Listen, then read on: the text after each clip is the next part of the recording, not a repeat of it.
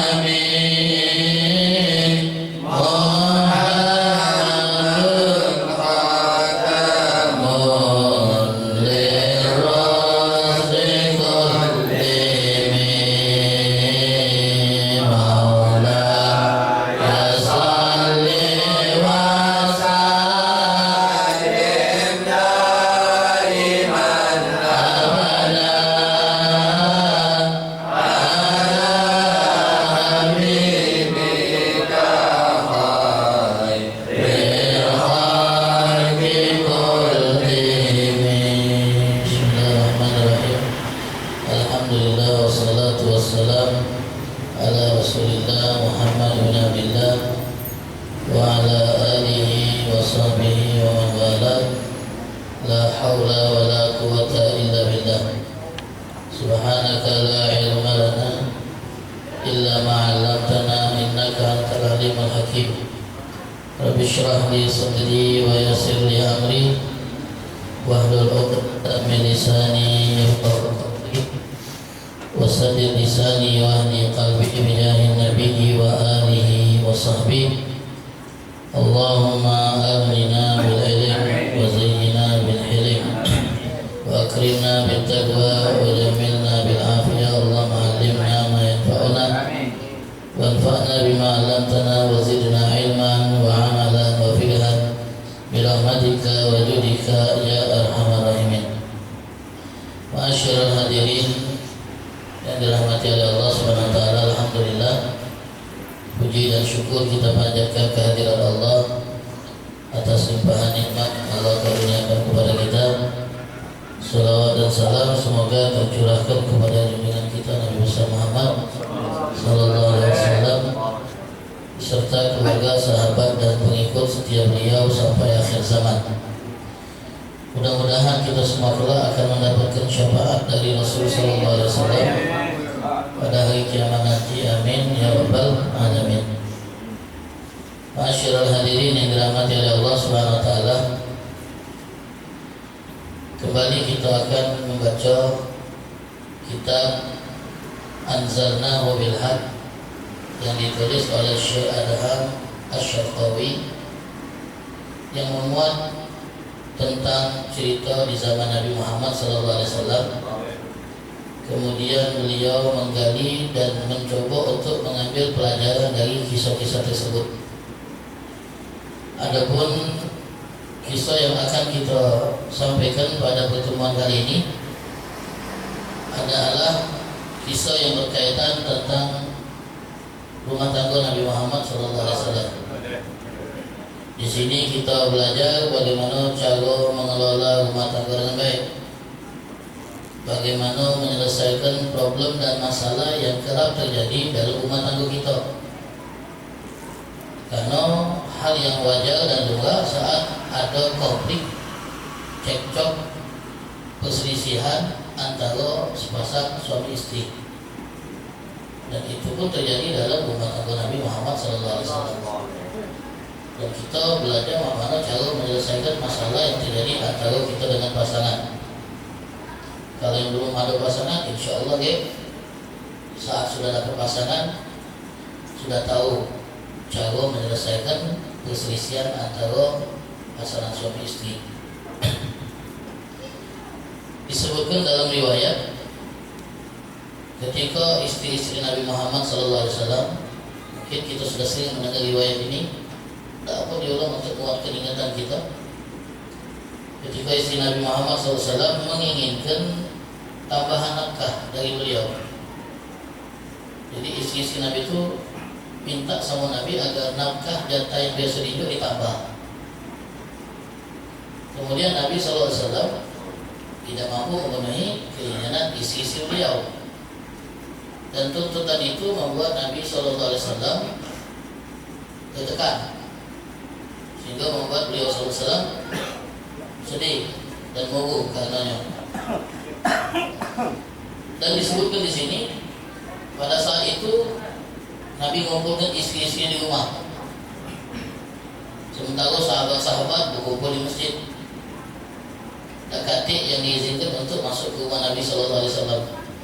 Datang Abu Bakar Siddiq, mertua beliau, minta izin agar dibolehkan masuk ke rumah.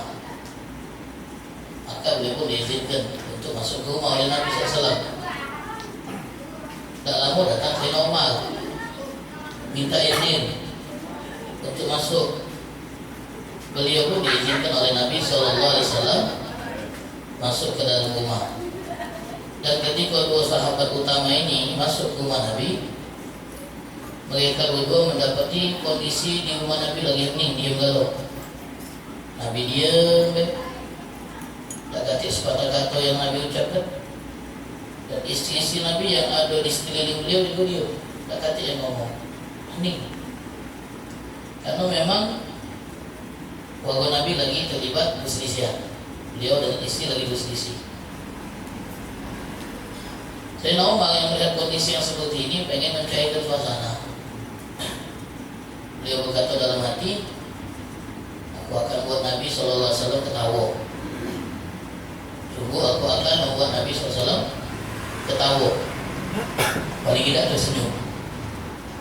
Lalu beliau mendekati Nabi dan berkata, ya Rasulullah, bagaimana pendapatmu kalau seandainya binta Kharijah, istriku, putri dari Kharijah, minta tambahan nafkah dari aku, karena aku tak terima dengan permintaannya, kupaga hijau, kemudian kucekik lehernya. Itu saya nama. Itu orang boleh tak melakukan itu? Kalau istriku minta nafkah tambahan, kemudian aku tak terima dengan tuntutan itu, meresponnya dengan emosi, ku deket dia, lalu ku cekik lehernya. Tukunya bukan lehernya, tak ada nafas. Nah, cekik ke leher, batang lehernya. Nabi yang dengar pernyataan Umar ini ketawa, tersenyum. Kata Nabi, nah, tengoklah, mereka ada di sekitar aku dan mereka nuntut nafkah lebih dari aku. Ini mereka ada depan aku. Langsung saya Bakar marahi Aisyah yang lagi duduk cekik leher Aisyah. Umar pun tak ketinggalan, marahi Hafsah, putri dekat di sini, cekik dia pula leher. Berani kamu minta tambahan nafkah dari Nabi.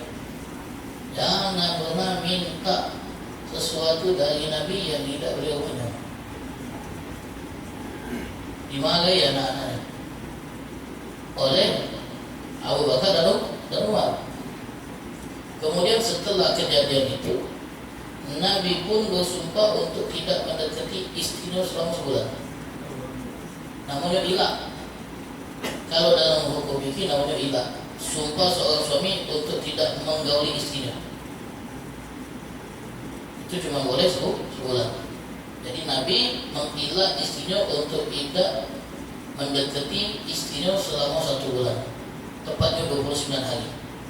Dan beliau tinggal di bagian atas rumahnya di bilik khusus yang lebih cocok untuk disebut sebagai bilik gudang, karena di situ banyak perabotan dan bahan makanan disimpan di situ. Nabi sebulan tidur di situ, menghabiskan hari-harinya di situ. Setelah sebulan turun ayat. Ayatnya namanya ayat takdir. Ayat di mana istri Nabi diberi pilihan, hidup senang tapi harus pisah dengan Nabi, atau senangnya di akhirat namun siap dengan segala risiko, termasuk tidak bisa hidup mewah, karena Nabi anti dengan kehidupan yang mewah. Setelah ayat ini turun, sumpah Nabi selesai, Nabi pertama kali datangi Aisyah, ya, kalau istri paling disayangi ini. Didatangi Nabi duluan. Kata Nabi, wahai Aisyah, aku nak ngajukan sesuatu kepada engkau, namun jangan tergesa-gesa. Mintalah saran dari kedua orang tuamu dulu sebelum engkau menanggapi apa yang akan aku sampaikan kepadamu ini. Tanya dulu sama orang tua, jangan langsung jawab. Kemudian kata Aisyah, apa dia ya Rasulullah yang nak kau sampaikan sama aku? Lalu dibacalah ayat ini, ayat takhir tadi. Ya nisa'an Nabi, in kuntunna turidunal hayata dunya, wahai para istri Nabi, jika kalian menginginkan kesenangan hidup di dunia, maka kemarilah, aku akan cerikan kamu. Itu perintah dari Allah. Kalau yang kamu cari kesenangan dunia, maka tak bakal kamu dapat kalau tetap hidup sama aku. Jadi risikonya kalau nak senang di dunia, pisah kita. Kalian akan dapat kesenangan yang kalian cari. Tapi kalau yang kalian kejar itu adalah ridha Allah, ridha Rasul, dan kesenangan akhirat, maka seperti di sini kalian harus siap dengan risiko hidupnya tidak mewah dan cenderung menderita. Kata Aisyah radhiyallahu anha, wahai Rasulullah, Apakah untuk urusan yang berkaitan dengan engkau aku harus minta saran kedua orang tuaku? Untuk urusan yang berkaitan dengan engkau harus minta saran sama orang tuaku, Abu Bakar dan ibunya. Tak ya Rasulullah, aku sudah punya jawabannya, tak perlu minta saran. Aku nak tetap hidup sama engkau walaupun harus menderita. Aku nak tetap hidup bersama engkau walaupun harus menderita, dan aku cuma pengen hidup senang di akhirat. Jadi dia pengen tetap jadi istri Nabi, walaupun permintaannya nafkah lebih tak bakal dipenuhi. Lalu kata Aisyah radhiyallahu anha ngomong sama Nabi, ya Rasulullah, aku minta satu hal juga sama engkau. Oh, kata Nabi, kalau seandainya engkau ngajukan pertanyaan yang sama kepada istri lain, jangan dia tahu jawaban aku. Jangan dia tahu jawaban aku bahwa aku pengen tetap bersama engkau. Biarlah mereka dengan jawab masing-masing, tidak melok-melok jawaban aku. Jangan dia tahu tentang jawaban aku bahwa aku milih untuk tetap hidup bersama engkau. Nabi ngomong, wahai Aisyah, tidak seorang pun di antara mereka yang bertanya kepadaku tentang jawaban engkau pasti lebih tahu. Kalau mereka dah tanya, lebih tahu. Kalau mereka nanya, lebih tahu, kata Nabi. Itu yang disabdakan oleh Nabi. Akhirnya semua istri Nabi yang ada 9 itu memilih untuk tetap hidup bersama Nabi Sallallahu Alaihi Wasallam, walaupun dengan segala keterbatasan. Karena yang mereka cari adalah kesenangan akhirat. Nah, ini riwayat yang disebutkan tentang konflik yang pernah terjadi antara Nabi. Itu kaitannya dengan apa? Minta tambahan nafkah. Masyaallah hadirin, pelajaran pertama yang baca kita ambil dari riwayat ini. Nabi itu sebenarnya bukan miskin. Nabi itu sebenarnya bukan orang yang tidak punya. Tapi kondisi Nabi itu tidak dalam keadaan yang tetap. Berduit terus tidak, kecil duit terus tidak. Ada momen Nabi itu punya banyak harta, dari rampasan perang, jatah pajak yang ada bagian beliau. Tapi Nabi itu punya prinsip, tidak galak nyimpen untuk besok. Kan kita sudah sampaikan, Nabi itu prinsipnya tidak galak nyimpen buat besok. Apa yang ada hari ini harus habis hari ini. Jadi beliau ambil sesuai kebutuhan untuk beliau dan istri, sisanya beliau bagikan sahabat-sahabat yang membutuhkan. Karena di luar masjid itu ada banyak orang-orang yang tidur di masjid yang tidak punya penghasilan, yang menggantungkan hidupnya dengan Nabi SAW. Jadi Nabi SAW mikirnya apa yang dapat untuk keluarga, setelah itu lebihnya baru untuk yang lain. Tak pernah nyimpen buat besok, habis di hari itulah. Itu prinsip Nabi SAW. Jadi disebutkan Nabi itu bukan sosok yang tidak punya harta. Akan tetapi beliau itu adalah orang yang sangat dermawan, baik ketika pegang duit ataupun lagi tak pegang duit, paling dermawan begitu. Pegang duit apalagi tidak perhitungan beliau. Beliau itu orang yang sangat dermawan, baik dalam kondisi batin apalagi dalam kondisi adonyo. Sampai-sampai level kedermawanan Nabi SAW, beliau menginfakkan sebagian besar hartanya dan tidak disorgan untuk pribadi dan keluarga kecuali sedikit. Punya harta banyak, disedekahkan sebagian besarnya dan tidak disorgan kecuali yang dibutuhkan untuk hari itu untuk keluarga dan diri beliau. Itu cara Nabi SAW.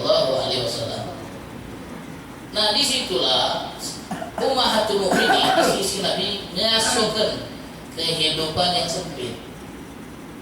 Tidak ada kesan mewah, tidak sebado, makanan tidak selalu makanan yang enak.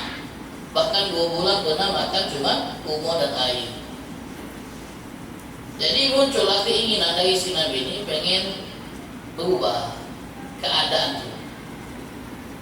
Kehidupan itu berubah, meningkat dikit, naik dikit. Yang tadi makan cuma ini bisa naik, yang tadi makan sekian bisa dilebihkan. Ya keinginan dia wajar lah, yang normal.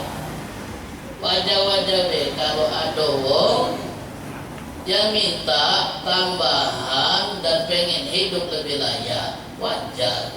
Kalau ada istri yang ngomong cek itu wajar, manusiawi. Dan itu dialami juga oleh istri Nabi. Manusia itu.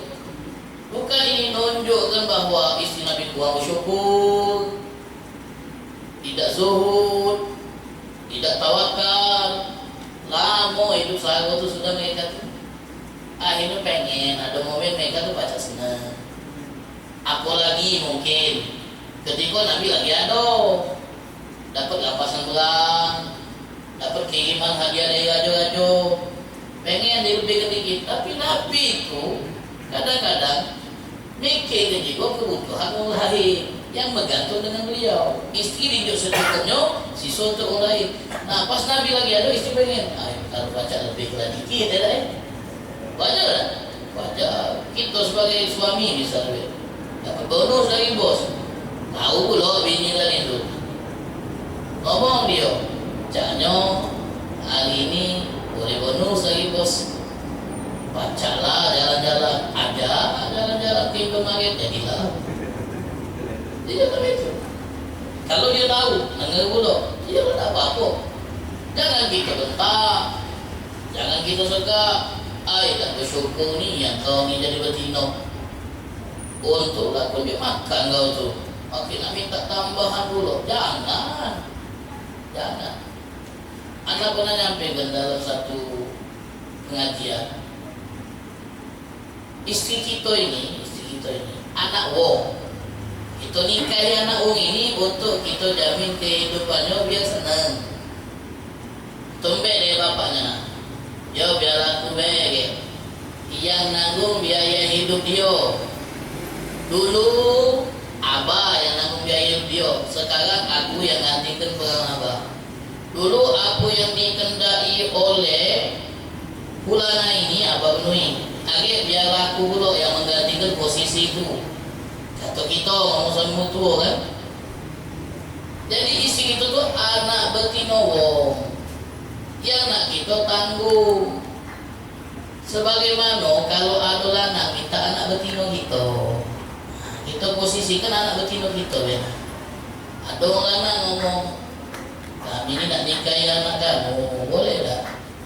Pasti kan kita berharap wong yang nak ngambil anak kita ini minta tanggung jawab kita ke dia, pacak membahagiakan anak kita dan tak nyakiti anak betina kita. Sakitlah kita sebagai orang tua kalau tahu anak kita ditelantarkan oleh lakinya, disegak-segak oleh lakinya, ditelantarkan, dicuai oleh lakinya, tidak berusaha untuk dibahagiakan. Mungkin kalau kita tahu, seandainya tahu rumah tangganya kayak itu, ngomong kita sama budak lanang mantu tadi. Kalau memang tak baca nyenang ke dia, sudah biar kami be orang tua yang nyenang ke dia tu. Biar kami be. Kalau memang tak baca lagi nak membahagiakan anak kami, pasti kita kan sebagai orang tua sakit. Ini anak kita masak dari kecil, kita rawat, kita penuhi yang dia butuhkan. Apalagi kalau anak ini anak manjonya besar di kelek kita betina ni. Mbak wong. Ternyata setelah dia pindah rumah bersama suaminya, wah menderita, sengsara dan banyak keluhannya. Jadi kita timo gitu pasti, ya kita dah nak melo-melo urusan rumah tangga, tapi secara batin pasti tertekan gitu. Nah itu juga bini kita anak wo. Sebagaimana kita nak galak anak betina kita diperlakukan oleh mantu kita dengan tak baik, mak itu juga orang tua kita nak galak anak kita tu diperlakukan oleh kita dengan tak baik. Cuba posisikan bini kita tu anak kita.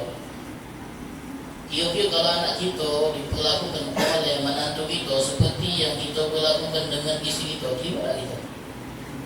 Kecewa tak kita? Nama itu ya. Itu begitu. Berani tak kita? Nyegah, mentak, apalagi yang lebih dari itu, main fisik kepada pasangan di depan hukum kan itu segan. Pasti dapat. Nah oleh sebab itu ma'asyiral hadirin yang dirahmati oleh Allah Subhanahu wa taala, jadi hal yang lumrah, hal yang wajar kalau begini itu banyak nuntut, tinggal kita baca ngelolanya. Nabi SAW alami hal yang sama dari istri-istrinya. Tapi Nabi bisa menyelesaikan masalah itu dengan tenang, dengan tidak terburu-buru, tidak dengan kekerasan, tidak dengan emosi. Itu yang diajarkan oleh Nabi Shallallahu Alaihi Wasallam. Setiap orang pasti pengen hidup tenang dan nyaman. Itu pengen hidup tenang dan nyaman. Berjalan mulus hidup ini, kebutuhan bisa terpenuhi, anak bini senang, kalau itu semua impian kita, pengen hidup tenang. Dan siapapun yang menginginkan kehidupan yang nyaman, yang tenang, yang mewah, itu tidak tercela selagi caranya benar. Jadi selagi caranya benar dan tidak menunjukkan kekurangan. Wong yang pengen hidupnya itu senang. Istri Nabi pengen hidup lebih senang, minta tambahan nafkah. Itu bukan hal yang menunjukkan celaan, tidak, hal yang lumrah. Dan juga bukan hal yang menunjukkan kurangnya iman mereka, kurangnya zuhud mereka, tidak. Akan tapi itulah, tidak ada orang yang level imannya itu selevel Nabi. Nabi kuat, hidup cak mana pun tahan. Istri beliau ada yang tidak tahan. Makanya ngomong sama Nabi, ya Rasulullah, kalau pacar hidup ditingkatkan dikit, lebih sedikit, biar agak senang. Nabi SAW pengen mendidik istri beliau itu dengan keyakinan, pengen mendidik istri beliau itu hidup sederhana, jauh dari kesan mewah. Itu yang Nabi pengen. Makanya ketika istri beliau nuntut menginginkan yang lebih, Nabi SAW malah kecewa. Itu juga sifat manusiawi. Makanya itu membuat beliau terbeban. Apa tiba-tiba istri minta data nafkah lebih, dan akhirnya terjadilah apa yang kita sebutkan dalam riwayat tadi.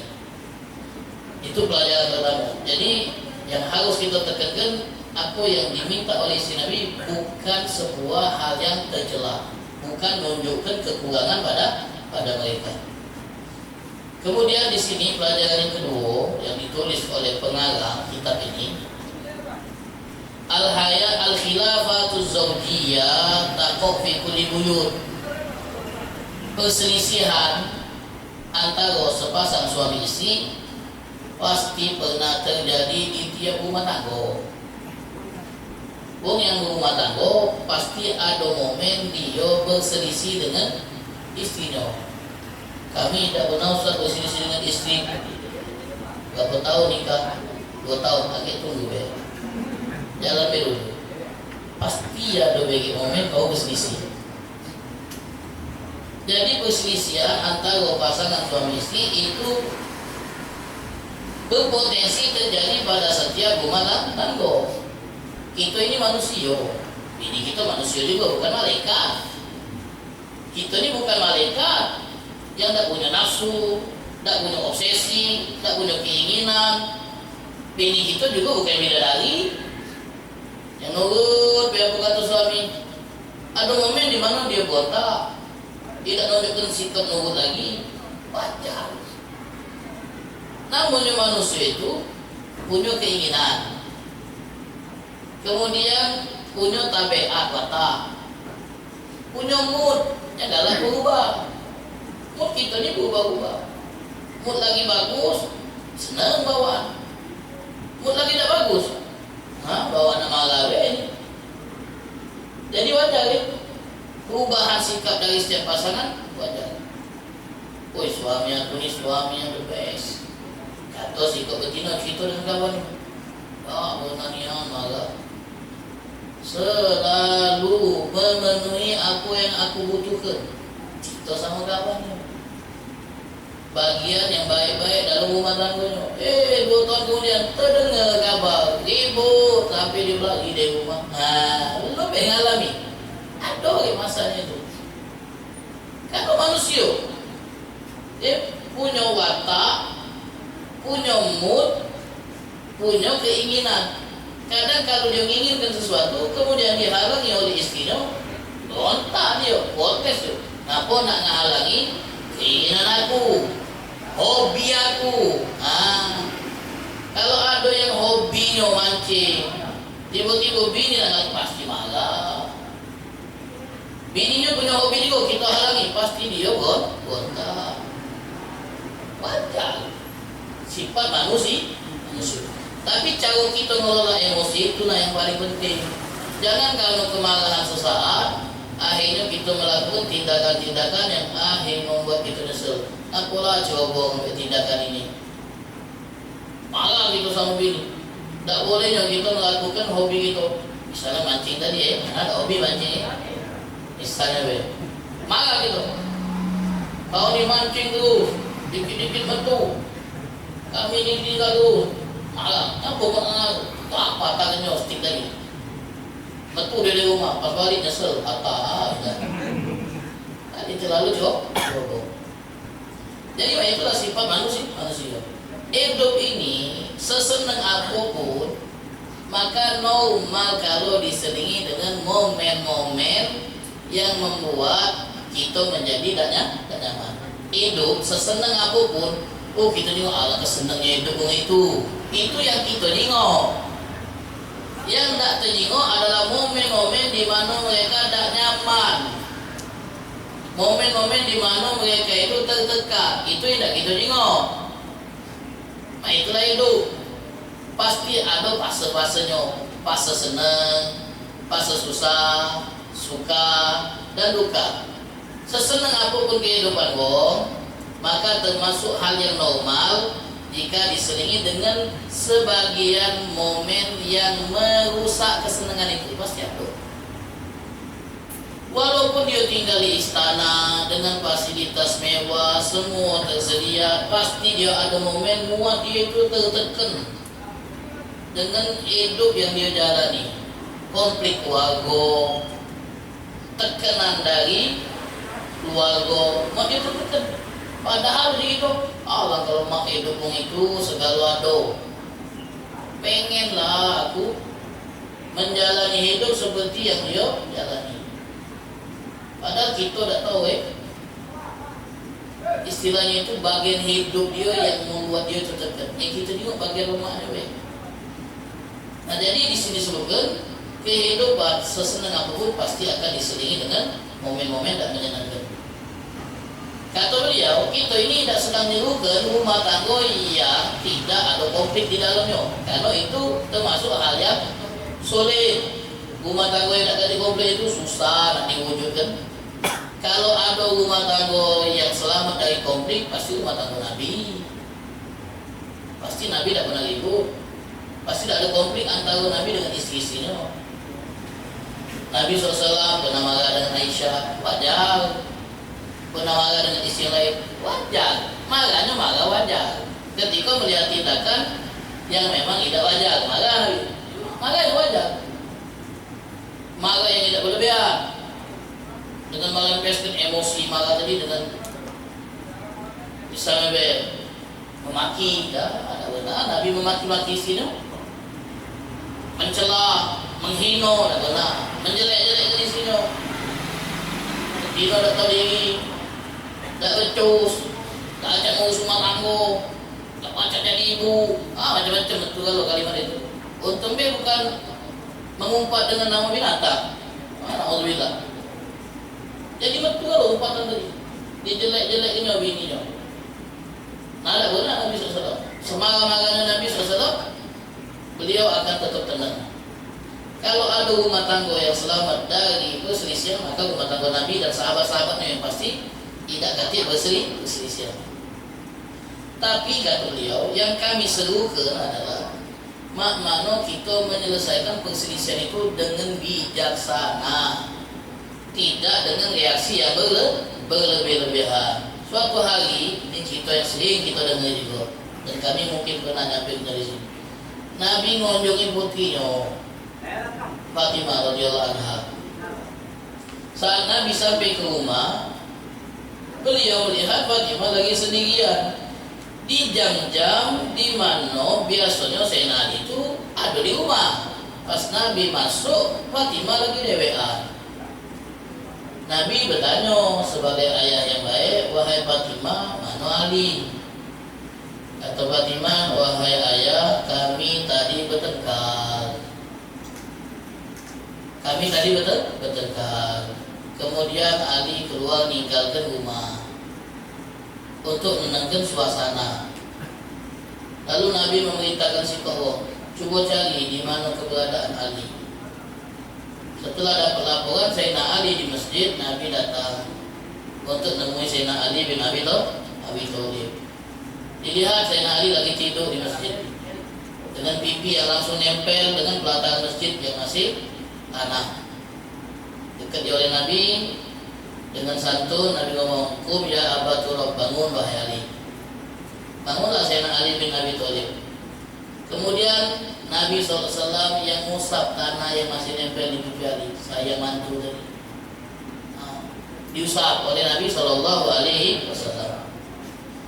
Di sini kita bisa mengambil pelajaran bagaimana Nabi ngajarkan kepada kita untuk tetap menutup rahasia rumah tangga, tidak mencari tahu.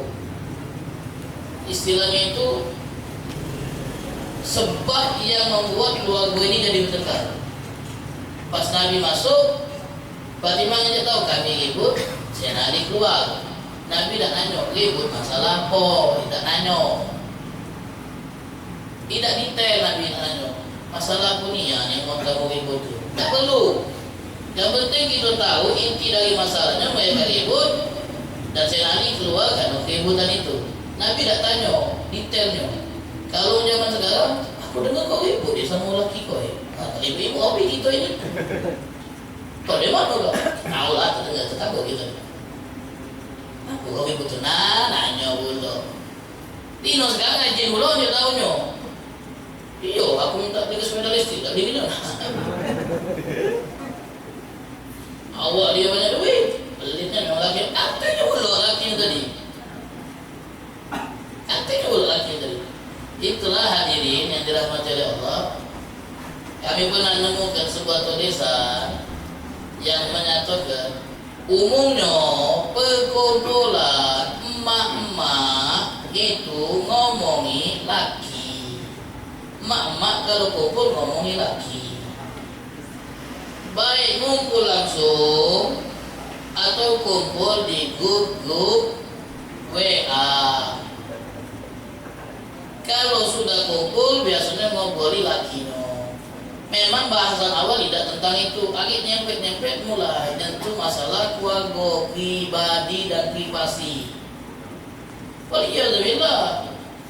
Makanya ada anjuran dari Ibnu Jauzi, sudah selayaknya bagi seorang suami untuk melarang istrinya kumpul-kumpul dengan mak-mak yang lain.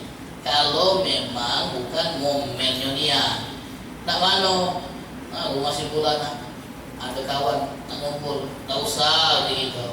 Kenapa? Tak usah benuhun lah. Kalau sudah kumpul ngomongi lagi di grup WA. Itu umumnya, walaupun kadang-kadang tidak bahasanya lagi. Makanya masyarakat hadirin, Nabi SAW ingin menjaga privasi keluarga anaknya dengan tidak nanya detail. Kenapa kamu bertengkar? Masalah apa yang mau kamu ribut? Tidak. Tapi setelah tahu Sayyidina Ali ribut dengan Fatimah dan Sayyidina Ali keluar, Nabi nyari Sayyidina Ali dan berusaha untuk mengukurkan lagi kedua suami istri yang bertengkar ini. Setelah ketemu Sayyidina Ali, Nabi SAW ya tarafak bihi, berlaku lembut dengan Sayyidina Ali. Tidak kemudian marah-marah, tak jelas. Ngaku kau marah sama anakku, kau apukan aku. Zaman sekarang ini bawaan emosi, tengok anaknya nangis di rumah ngapa? Tapi aku no, wah langsung garinya. Ketemu ceketnya dulu, kau apukan aku. Langsung nyuruh pisah dulu. Kalau kau dapat nanggung pisah, tak baca itu. Tak baca itu. Tak boleh berdapat. Nabi tenang.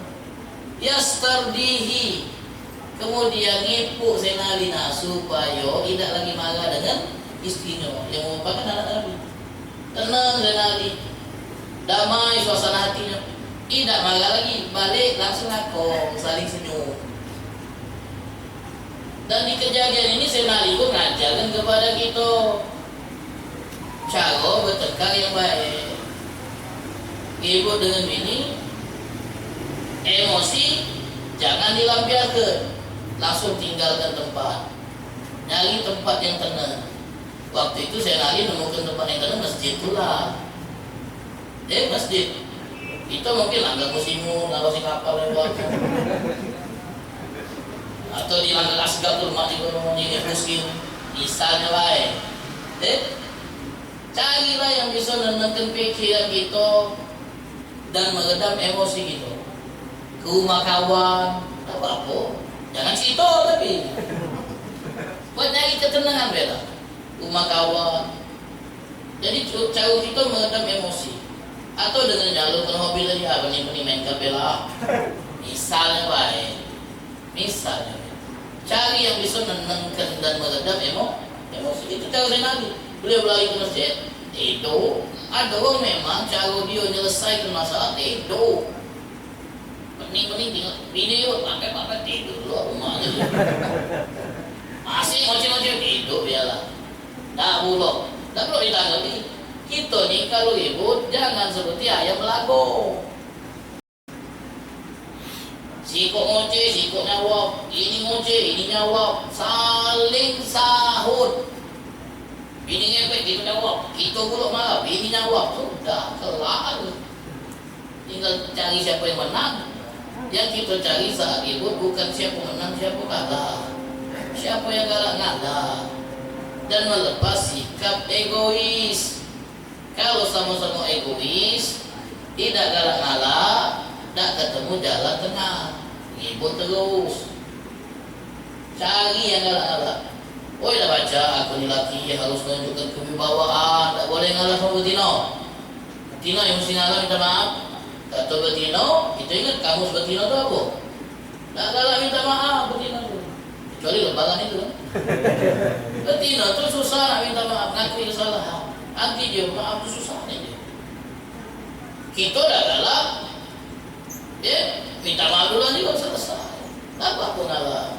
Ngomong sama dia, ya kalau memang aku salah minta maaf kalau tadi terlanjur ada omongan-omongan yang tak berkenan minta maaf kita ni lama rumah tangga, kita sudah melewati momen-momen bahagia lama, padai ada momen berselisih dengan ini, buat kita nak menyelesaikan, padai buat kita lupa momen bahagia ini. Kita ingat momen bahagia dulu, waktu kita jalan-jalan bulan madu untuk meredam suasana, untuk meredam suasana.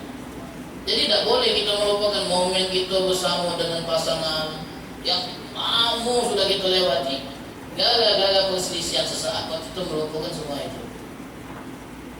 Jadi ma'asyiral hadirin yang dirahmati oleh Allah, nah ini yang ditunjukkan oleh keluarga Nabi. Tengok, Sayyidah Fatimah pernah berselisih, Nabi pernah bertengkar. Tapi juga bagaimana mereka menyelesaikan masalah rumah tangga. Harus kita tiru dan kita terapkan dalam kehidupan rumah tangga kita masing-masing. Jadi kita tahu tidak ada yang namanya rumah tangga ideal yang tak kati konflik, tak kati. Aduh, di mana? Drama Turki, itu drama. Kalau di kehidupan nyata tak kati. Tengoklah film Indonesia itu ribut tuh suami istri kan. Nah itu real itu. Begini rumah tangga itu, rumah nangis pasti ada momennya. Pasti ada. Wajar. Rumah tangga yang tak kati konflik itu monoton, tak lama. Sesekali itu ribut. Yang paling alamak biar ada seninya. Kalau main itu terus melotot tak enak. Ya harus seninya. Ibu itu seni rumah tangga. Kalau kita menganggap keributan itu sebagai seni dalam rumah tangga, bagian dari pidana itu tenang gitu. Tidak nganggap ini akhir dari segalanya, dah selesai dah. Tak galak aku hidup dengan jauh ini. Mana baca? Nah zaman kita sekarang ini pikiran betina banyak kacau. Ustaz ni nyala betina terus. Faktanya itu. Sekarang ini kan ada istilahnya standar TikTok. Banyak nengok TikTok, pikiran perempuan sekarang ini diusah. Sehingga mereka itu beranggapan kalau cuma mendep di rumah, jadi ibu rumah tangga, ngurus anak, ngurus laki, tugasnya masak, nyapu. Itu perbudakan era modern. Itu yang didengung-dengungkan di media sosial, yang dikampanyekan supaya kaum perempuan itu tidak lagi galak disuruh-suruh oleh lelaki yang merupakan suaminya. Jangan galak diatur-atur oleh suami yang patriarki, gitu. Kita nih merdeka, tak baca diatur-atur. Dia dulu masak, tidak galak, tugas aku bukan masak. Aku tahu alasannya, masak itu bukan tugas istri. Suruh nyuci tidak galak, bukan pembantu aku ini. Kacau bro. Tadinya dia gitu suruh masak galak. Kita balik, nengok aduh sudah bawa kudung saji tuh, ada ubi kayu, teh panas pagi-pagi, kopi dibuat ini. Setelah nonton TikTok tadi, ini benar nih anakku selama ini galak disuruh laki. Dia nunjuk aku sama aku. Sudah aku nak mandiri, nak merdeka gitu. Nak bebas, mau nak bobo. Itu sekarang yang terjadi. Dianggap kalau dia banyak di rumah dan mengerjakan semua urusan rumah tangga, itu dikesankan cak membantu. Cak membantu dia. Padahal ini bentuk cara dia memberi pelayanan yang baik dengan pasangan. Dulu Fatimah Az-Zahra, wanita paling mulia, itu menyiapkan semua kebutuhan rumah tangga secara mandiri. Ngiling biji gandum DWA sampai tangannya kapala, nimbo air dari luar DWA untuk persiapan rumah tangga. Asma binti Abi Bakar, istri dari Zubair bin Awam, itu ngurus semua keperluan suaminya. Dia boleh ngurus masak, ngurus anak, bahkan merawat kudo lakinya dia ngawat, yang mandikan kudonya. Wah, lu mana punya bini nyuci ke motor itu? Tiba-tiba pagi no, ayo bersih motor ini. Ternyata dia nyuci kan. Kudonya yang nyarikan pakan kudo punya lakinya Asma. Pernah Asma tuh ngawak Gilba di pojok barangnya. Apa tidak tahu? Berapa pojok barang? Ambil lewat lagi naik kendaraan hewan, pengen nunjuk tumpangan kepada Asma, tapi teringat suami Asma ini pencemburu. Jadi melihat pemandangan itu pasti tidak terima. Padahal Nabi ini yang nunjuk tumpangan. Akhirnya Nabi SAW tidak memberikan tumpangan. Ngawak dari pada pucuk balak. Kalau di kita nggak nyai ya kan itu balak. Tidak ada istilah yang apa kita diperbudak disuruh-suruh oleh laki nih. Kalau sekarang banyak yang kayak itu. Sampai kalau ada perempuan saat nak dilamar oleh laki-laki, menunjuk syarat dulu. Satu, aku tak galak masak. Kalau kau nak makan beli, kalau tidak cari dulu masak. Karena tugas istri bukan masak. Hebatnya. Dua, nyuci laundry. Negara, aku nyucikan baju, walaupun mesti cuci. Tiga, ngurus anak harus babysitter, bukan aku ngelahir gue. Yang ngurus babysitter. Banyak nih ya. 4, di itu, saya dia mahal gitu. Lama kali sama pembantunya ada dia gak boleh ngerjakan. Daripada banyak yang aturan kau. Jatah bulanan aku 20 juta. Ini gitu. Kau main nih. Nggak udah zaman sekarang. Banyak yang syarat-syarat. Aku ini banyak hujah. Ada banyak nih ya pengajuan syarat tadi tuh. Pikir ada rumah hujah lah. Yang tadi ngajukan banyak syarat, jadi tak disuruh tuh. Banyak yang kena. Nah ini kan. Apa yang dicontohkan oleh Nabi kita Muhammad Sallallahu Alaihi Wasallam. Mudah-mudahan Allah Ta'ala jadikan kita yang sudah berumah tangganya rumah tangga yang harmonis, langgeng, dan mudah-mudahan Allah Ta'ala jadikan rumah tangga yang jauh dari konflik. Kalau bisa diselesaikan dengan kebijaksanaan, amin ya rabbal alamin. Yang belum, insya Allah ditemukan dengan jodoh yang ideal, yang lima buadonya. Ya paham ini buatnya. Insya Allah, amin ya rabbal alamin. Wallahu a'lam bishawab. Ya Sayyidi ya Rasulullah, ya man lahu ya indallah innal musyrikin